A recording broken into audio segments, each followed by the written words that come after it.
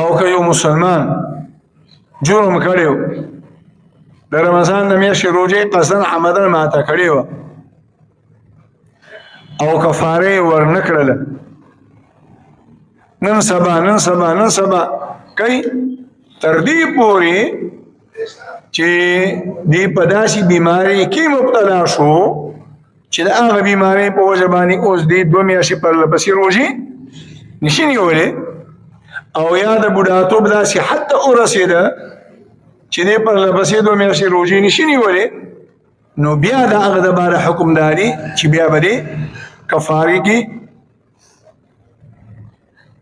مالی کفاره ورکوي او مالی کفاره هغه مسله ده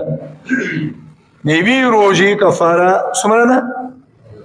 یو فطرانه نو چې یو کم 80 روژې دي یو کم 80 فطرانې دا هم جایزه ده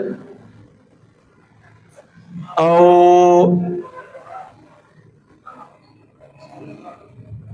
د یوې روژې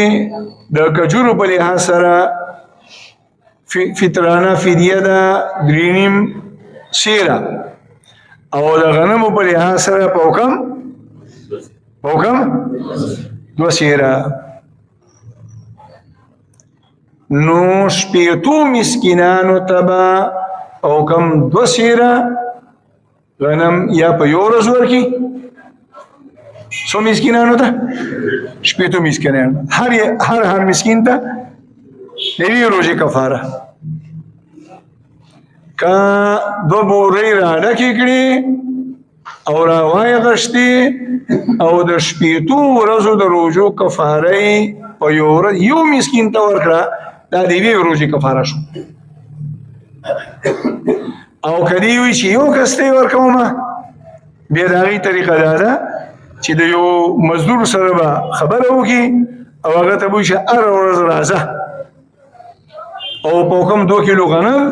او یا د هغې قیمت زما د کوره وړه دا هم صحیح ده او که د نقدو په شکل کې مې ورکوي د موادو په شکل کې مې ورکوي بیا دا هم جایزه ده چې 80 مسکینانو ته دعوت وکړي سهار هم ورباندې به مړه خېټه باندې روټۍ وخوري او ماښام هم ورباندې به مړه خېټه روټۍ وخوري خو په کومو 80 کسانو چې سهار خوړلې نه ماښام هم په هغې باندې خوري او دا هم جایزه ده چې یو کس سره خبره وکړي چې 2 میاشتې ته راځه